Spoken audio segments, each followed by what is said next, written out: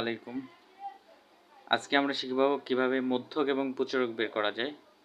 তো প্রথমে আমরা শিখব কিভাবে প্রচুরক বের করা যায়। তো মূলত আমাদের অঙ্কে এরকম শ্রেণীবৃত্তি এবং গণসংখ্যার একটা কলাম দেওয়া থাকবে। এই কলামটার মাধ্যমেই প্রচুরক এবং মধ্যক আমরা সহজে কিভাবে বের করা যায় সেটা দেখাই। প্রথমে প্রচুরক কিভাবে বের করা যায় সেটা দেখাচ্ছি। আমরা একটা কলামের মাধ্যমে প্রচুরক এবং মধ্যক দুইটাই একসাথে বের করব। ইনশাআল্লাহ আপনারা খুব সহজে বুঝতে পারবেন, আশা করি।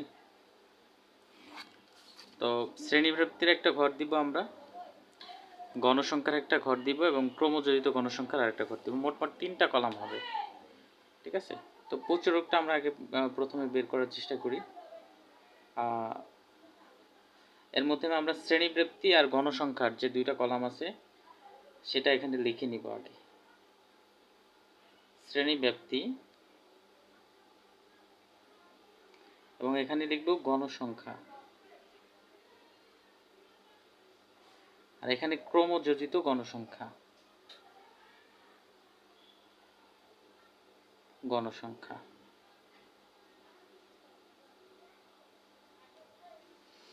তো শ্রেণীবৃত্তির যে মানগুলো এখানে দেওয়া আছে সেটাই আমরা বরাবর হুবহু এখানে উঠাবো।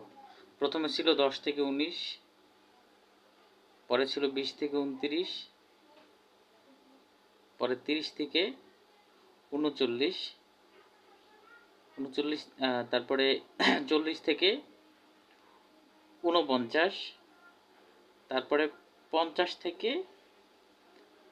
59, 10 থেকে 19, তারপরে 19 গিয়ে যাওয়ার পরে 20 থেকে 29, 30 থেকে 39, 40 থেকে 49, 50 থেকে 59, 10 করে ব্যবধান আমরা পেলাম। এরপর গণসংখ্যার যে মানগুলো আছে সেটা এখানে বসিয়ে দিব। 5, 10, 15, তারপরে 8, তারপরে 7। এবার ক্রমজড়িত গণসংখ্যাটা আমরা এখানে করব। ক্রমজড়িত গণসংখ্যা মানে হলো ক্রমে ক্রমে যোগ করা। তো প্রথমে 5 আছে, 5টা বসাবো।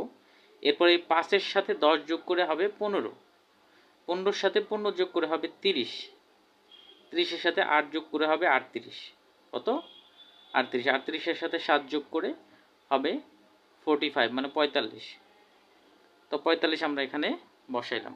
এগুলো আসলে বুঝতে পারছেন আপনার মনে হয় যে প্রথমে 5 ছিল, 5 বসাইছি, তারপর 5-এর সাথে এই 10 যোগ করে 15, 15-র সাথে 15 যোগ করে 30, 30-এর সাথে 8 যোগ করে 38, 38-এর সাথে 7 যোগ করে 45। তো এখন আমরা যেহেতু প্রচুরক বের করতেছি, প্রচুরক বের করতে গেলে এই শ্রেণীবৃত্তি এবং গণসংখ্যা হলেই চলে। ক্রমজড়িতটা কেন বের করলাম? এটা আমরা মধ্যক বের করতে লাগবে এজন্য। তো একসাথে 2টা করাবো, এই জন্য একই কলামে করে ফেললাম। আপনারা চাইলে পরে এখানে মাঝখানে দাগ দিয়ে যাইতে পারেন, তাহলে বিষয়টা সুন্দর দেখাবে, ঠিক আছে। তো এটা করার চেষ্টা করবেন পরীক্ষার হলে। তো আমি ভিডিওটা বড় হয়ে যাবে এই জন্য প্রথমে দিয়ে রাখিনি, তো এখন দিচ্ছি। তো এখন আমরা এগুলো যোগ করলে পাবো হলো এন এর মান। এটা যোগ করে যা পাবো, এটা যোগ করে আপনারা ক্যালকুলেশন দিয়ে যোগ করে দেখতে পারেন, হয়তো 45 বা 45 আসবে। তো এখন আমরা যেহেতু প্রচুরক বের করতে যাব, প্রচুরকের জন্য আমরা জানি যে একটা সূত্র আছে, সেই সূত্রটা আমরা একটু বসাই। আমরা জানি প্রচুরক সমান সমান L plus F one divided by F one plus F two into H. এটা কিন্তু প্রচুরক বের করার সূত্র। এখন আমাদের এই মানগুলো লাগবে, এল এর মান লাগবে, এফ ওয়ানের মান লাগবে, এফ টুর মান লাগবে, এইচ এর মান লাগবে। সূত্রে কি লাগবে সেটা আমাদের আগে বের করতে হবে। দেখেন খুবই শর্টকাট হয়তো আমি শেখাচ্ছি, একটা জিনিস শুধু মনে রাখবেন, তাহলেই আপনারা প্রচুরক বের করতে পারবেন। সেটা হচ্ছে প্রথমে দেখবেন যে গণসংখ্যার মধ্যে সব থেকে বড় সংখ্যা কোনটা। তো গণসংখ্যার মধ্যে সব থেকে বড় সংখ্যা এখানে আছে, দেখেন 15। তো এই যে 15, এই 15 থেকে উপরেরটা যদি আমরা মাইনাস করি তাহলে এফ ওয়ানের মান পাবো, এবং 15 থেকে নিচের যে সংখ্যাটা আছে সেটা মাইনাস করলে এফ টু এর মান পাবো। তো সেটাই আমরা একটু বের করে দেখানোর চেষ্টা করি। এফ ওয়ান, তা আমি বলছিলাম যে সব থেকে বড় যে গণসংখ্যাটা পাবো সেটা থেকে উপরের সংখ্যাটা মাইনাস করলে এফ ওয়ানের মান পাবো। তো বড় গণসংখ্যা হলো 15, 15 থেকে যদি আমরা 10 মাইনাস করি তাহলে থাকে 5। এরপরে এফ টু যখন বের করব তখন আমরা কি করব, এই বড় সংখ্যাটা থেকে আমরা ছোট সংখ্যাটা মাইনাস করে দিব, মানে নিচের সংখ্যাটা মাইনাস করে দিব। 15 মাইনাস 8, তা আমাদের এখানে থাকে 7। আর এইচ এবং এল এর মানটা আমি বলি, এল এর মানটা ইজিলি বের করতে পারবো। সব থেকে বড় যে গণসংখ্যাটা আছে তার থেকে, মানে সেই সংখ্যাটা বরাবর শ্রেণীবৃত্তি যে সর্বনিম্ন সংখ্যাটা আছে, যেমন এখানে আছে আপনার এল এর মানটা তো বের করব। তো সব থেকে বড় সংখ্যা যে গণসংখ্যাটা আছে সেই বরাবর চলে যেয়ে আমরা দেখব যে সর্বনিম্ন সংখ্যা ওই কলামে কত আছে, 30 এবং 39 আছে, তাহলে 30টা ছোট, এটাই ছোট, তো এটাই এল এর মান। তো এল এর মান আমরা পাইলাম কত, 30। এখন আপনার যখন আমরা এইচ এর মান লাগবে, এইচ এর মানটা হলো ব্যবধান, ব্যবধানটা বের করব। ব্যবধানটা বের করতে গেলে আমরা দুইটার মধ্যে ব্যবধান দেখি যে আপনার 10 থেকে 19 পর্যন্ত ব্যবধান আসে হলো 10, আপনারা একটু গুণে দেখতে পারেন, ঠিক আছে। তো এখন আমরা মানগুলো জাস্ট বসাই দিব, তাহলেই আপনার মনে করেন ফলাফলটা চলে আসবে। এল এর মান ছিল এখানে 30 প্লাস F1 এর মান ছিল হলো আমরা পেয়েছি 5, আর F1 যেহেতু এখানেও 5 এখানেও 5 হবে, প্লাস F2 এর মান আমরা পেয়েছি হলো 7, আর এইচ এর মান পেয়েছি 10। এরপরে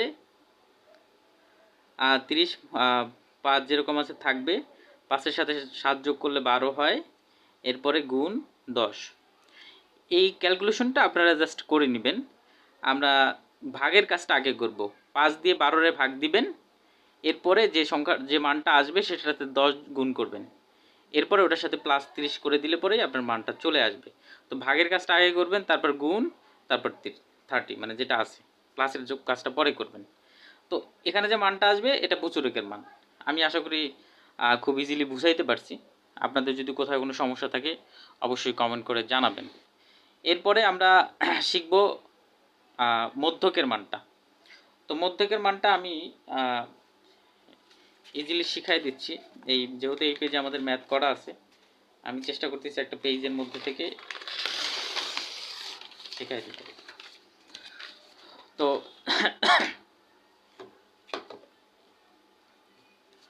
এখানে আমাদের মধ্যকের মানটা বের করতে গেলে মধ্যকের যে সূত্রটা সেটা আমাদেরকে আগে জানতে হবে।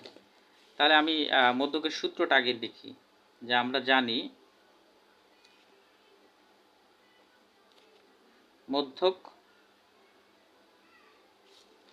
সমান সমান এল প্লাস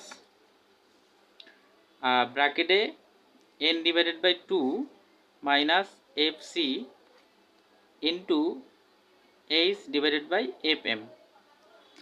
তো সেক্ষেত্রে আমি বলি, যেহেতু আমাদের এখানে মানগুলো দেওয়া আছে সব মানগুলাই, কিভাবে বের করবো সেটা আমি বলি।